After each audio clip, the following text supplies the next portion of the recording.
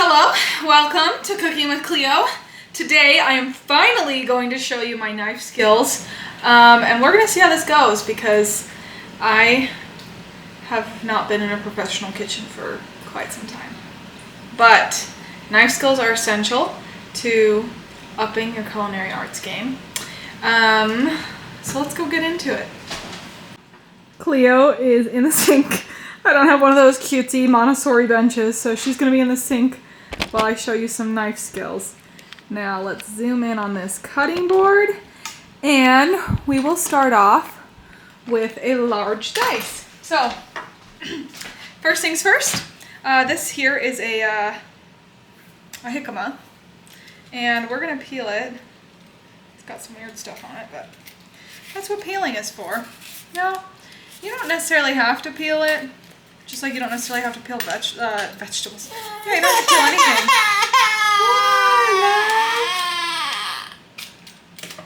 You want to be included? What's wrong? Sit.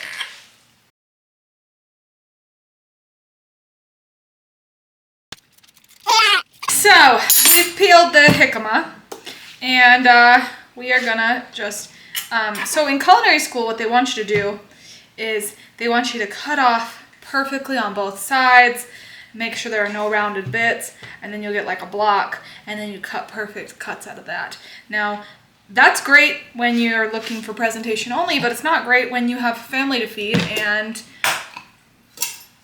so we're going to do it my way, which is not the way they teach you in culinary school. So you gotta look over your knife, okay? So when you're standing, okay, it actually comes down to your stance, you know? You have to have your hips equal distance apart, not your hips. Your feet about hip width distance apart. And then you're gonna take the knife, you're gonna hold it like this, where your finger is kind of on the blade, really making sure you're getting that grip. And the rest of your fingers are here, okay? So this is what your hand should look like. And then I've talked about in other videos, it's called a bear claw grip. So it's essentially your fingertips are kind of holding the vegetables in place, and you're going to be cutting so that your knife won't slice into anything.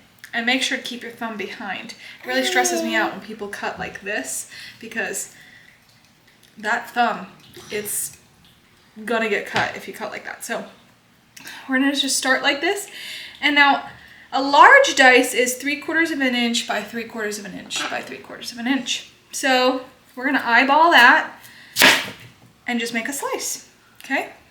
And then, now if you're like feeling really unsteady, you can go ahead and just cut a tiny section off the bottom, and then it's gonna stand up on its own. But you don't have to do that. And let's see if Cleo likes jicama. Cleo, you wanna try jicama? Here, try it.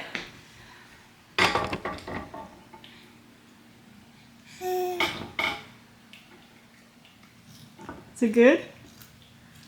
All right. Anyways, back to the video.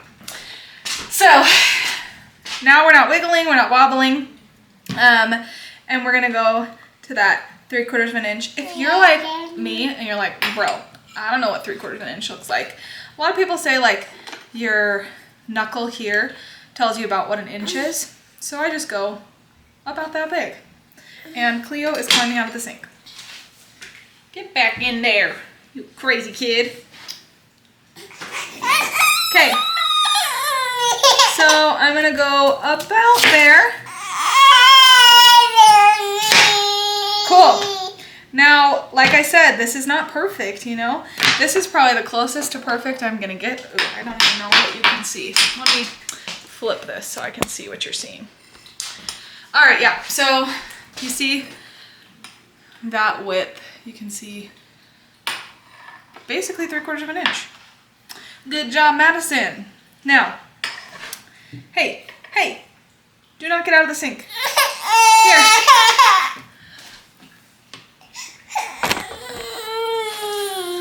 Here. Here's some jicama. Look, mommy eats it too. Yum. Actually, it's freaking good. If you've never had jicama, try it. It's really good.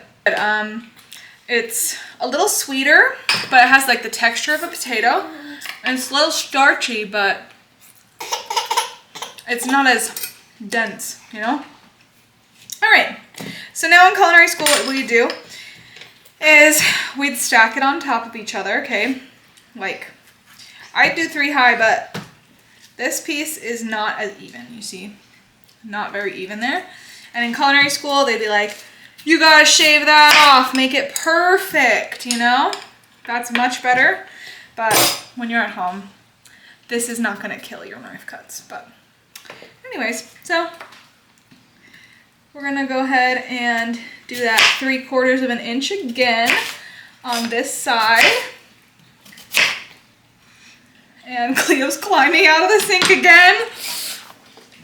Hey, what do you want? What do you want? Okay, and so we just turn it 180, and then 3/4 again on this side. Okay, so we've got about a large dice here, and you can see here, I'm gonna grab like a centerpiece. This is not 100% perfect, but we're pretty dang close, and this is good. You know, we don't have to be perfect. In culinary school, you have to be perfect, but here, we don't have to be perfect.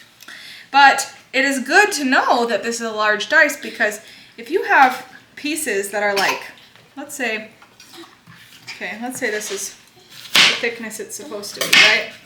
You have a piece that's like this big, right? Oh my gosh, Cleo, what are you doing? You have a piece like this big, and then a piece like this big in your knife cuts. That's gonna cook so unevenly. This piece is gonna be burned, and this piece is not gonna be cooked through. So we wanna make sure our knife cuts are as even as possible. Now, let's put those on a tray. We're gonna be roasting everything today. I'm making a winter salad for dinner, so I say winter salad as if that's a real recipe, but it's just something I made up. It's basically, I take root vegetables and like winter vegetables like cauliflower, broccoli, cabbage, stuff like that, and I roast them, and then I put them on top of a salad with a dressing of some sort. This needs to be cut better. This needs to be cut better. But anyways, that's what I do for my winter salad. And it's great. I love winter salads. They're super good. And now, like, I can see on my tray, once I have them all measured out, okay, like this one is not perfect here. And you can see, like, the difference in sizes, right? But they're close. They're close enough, you know? Sometimes close enough is good enough. They're very close. Anyways, this one's not that close. So we're gonna... Chef Ross, don't hit me.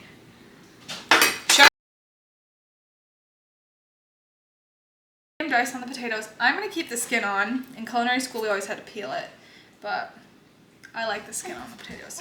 So medium dice is 1/2 inch by 1/2 inch by 1/2 inch. So we're gonna go back to our fingers, right? 1/2 inch is right there. So we're gonna cut it there, right? And then you'll see this potato. We've got that 1/2 inch right there, so we can cut it into thirds, okay? And then for potatoes, I just keep them together. Like, it's a lot easier when you just keep them together. I just cut this potato in half, and then 1/2 inch. We're moving stuff around. That's fine, not great, but fine. And then you've got pieces. Now, in culinary school, they don't want this. You know, they want perfect little dices. So let's show you a perfect dice with this one. Okay, so we'd cut off the sides. Okay. I, in culinary school, went to a tutor who specifically trained me in knife skills. And literally his whole job was to make me perfect at cutting. Clement, wherever you are, you did an okay job, but I suck still. Okay, so that's not perfect there, so we're gonna go like this. And legit, in culinary school, we'd also have homework where we would actually bring in potatoes that we cut up. We would take potatoes home and cut them up. And this is our little dice. Not a little dice, it's a medium dice. And we would literally take these potatoes home and we'd cut them. And so you can see my knife skills are atrocious. But it's close enough. We're good. Maybe this video won't really teach you knife skills, but it'll just teach you how horrible culinary school is. No, actually, culinary school is okay. Sometimes I think it was horrible, and sometimes I think it was great. I have a mixed review about it. I'm going to continue on the medium dice here, and we're going to go back to not perfect cuts. This isn't homework. This is dinner. So we're going to, yeah, probably here. So in culinary school, you learn so much, and it's wonderful, but there are also gaps. And what I'm talking about is, at least at my culinary school, you would go in and they're trying to be very efficient, you know, they're not trying to waste food, and I respect that.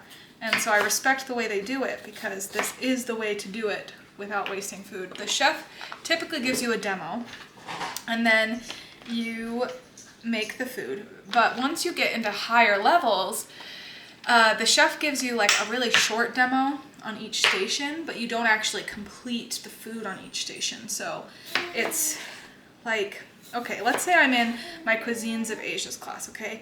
Somebody will be making fried rice, somebody will be making chicken, like orange chicken, and somebody will be making like, I don't know, like, what do you call it?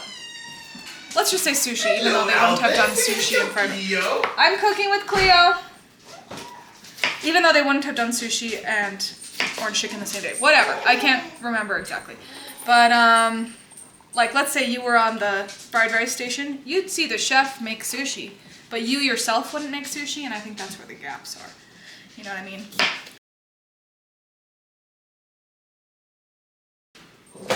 I'm not gonna roast this, but I'm just gonna grab an apple to show you what you would do for a small dice, a julienne, and a batonnet. All right, so here we are going to do our batonnet. We are going to cut off a little section like we would in culinary school, just so you can see the full effect. All right, and so my first cut here, I did a little wrong. I did it a little too big, but I was low-key impressed with myself, so I decided to keep it in. Now we are doing a batonnet, which is 1/4 of an inch by 1/4 of an inch by 2 inches. You can see me making those slices here, and we're gonna cut off the top and the bottoms for that perfect culinary school look.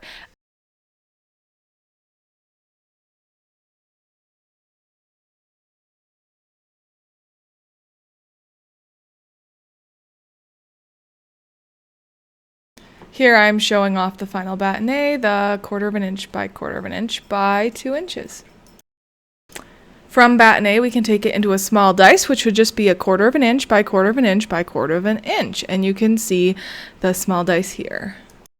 And there we have it. Look at these adorable little cubes. They actually look pretty good. So one thing I do really appreciate about small cuts is that it's a lot easier to hide those mistakes that you can really see on the larger cuts.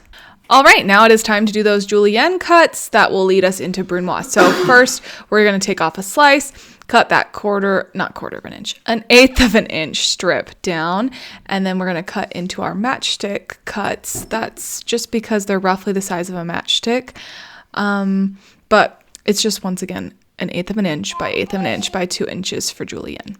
Cut off the tops and the bottoms to make them perfect culinary school cuts, and they're so beautiful. Look at what we have here. And then, of course, to take them down to a brunoise, then you're just going to put them back on your cutting board and cut off the sticks to be 1/8 of an inch by 1/8 of an inch by 1/8 of an inch. And look how cute. They're so tiny, aren't they? Beautiful. Yeah, fun stuff. And that's really all, I think, for knife skills. If you master your knife skills, your cooking game is automatically going to go up, just because you're going to have even cooking times. And that's all, folks. Let's look at Cleo and her dad being so cute. Ah, cute. And Cleo, you want to try one of these? All right, well, that's all, folks. See you next time on Cooking with Cleo.